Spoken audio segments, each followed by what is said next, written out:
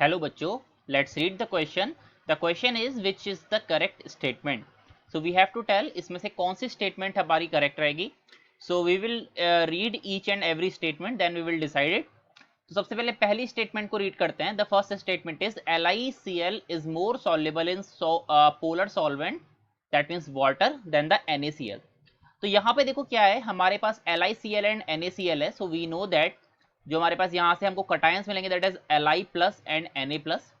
And we know that Li plus का जो cation का साइज होता है, the size of the cation is basically larger for the Li plus.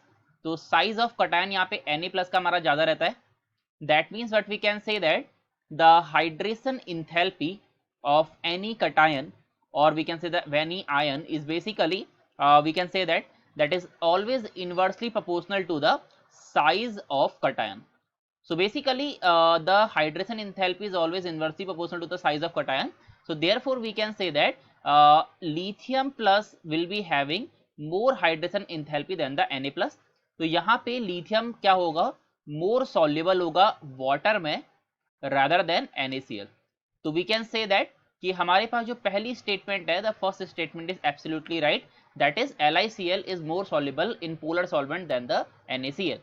Then we will come to the second statement, which is B, which is Ka2 for fumaric acid is more than Ka2 for malic acid. तो basically यहाँ पे अगर हम check करें तो we can से, देखो malic acid क्या होता है हमारे पास. मैलिक एसिड इज नथिंग, इसमें हमारे पास क्या होते हैं, दो COO यानी कि यहाँ पे हमारे पास दो कार्बोक्सिलिक ग्रुप रहते हैं which are on the same side, that means cis type का यहाँ पे बनता है आपका structure. And on this side there are the two hydrogen. and on the fumaric acid we are having two COO group, that means but they are will be trans to each other like this. तो यहाँ पे basically इस type का बनता है. तो we can see this is our maleic acid and this is our fumaric acid. Now in the case of the malic acid, as we can see both the hydrogens are on the same side. तो यहाँ पे क्या होता है, आपका ये वाला जो हाइड्रोजन है ये इसके साथ जाके क्या करता है, यहाँ पे H बॉन्डिंग यहाँ पे कर लेता है. And due to that H bond यहाँ पे ये वाला हाइड्रोजन इजिली लूज नहीं कर पाता है. So we can say that यहाँ पे जो इजिली हाइड्रोजन को लूज करता है that is fumaric acid, because ये ट्रांस पे है. तो यहाँ पे अगर मैं इनके एसिडिक करेक्टर की बात करूं तो यहाँ पे फ्यूमेरिक एसिड का एसिडिक करेक्टर ज्यादा होता है. सो दैट मीन्स जो Ka2 की वैल्यू होगी वो हमारी फ्यूमेरिक एसिड के लिए ज्यादा होगी rather than the malic acid, which is the second statement. So we can say that the second statement is also the correct one. Coming to the third statement, the third statement is basically the OO bond length in the compound O2AsF4 is shorter than KO2. So अगर C statement को check करें एक बार तो we can see in the statement number C we have OO bond length in the O2AsF4. तो इसमें अगर हम O की बात करें तो यहाँ पे हमारे पास O2 प्लस प्रेजेंट है, जबकि अगर हम बात करें KO2 की तो इन KO2 O2 is present in O2 minus form. So as we know that the bond order for basically O2 plus is going to be greater than the O2 minus. So we can say that the bond length for O2 plus is going to be less than the O2 minus.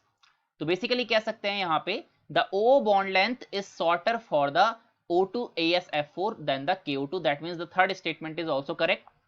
Coming to the fourth statement, that is the D1, which is saying that in CF2 double bond C double bond CF2 molecule all the four fluorine are on the same plane.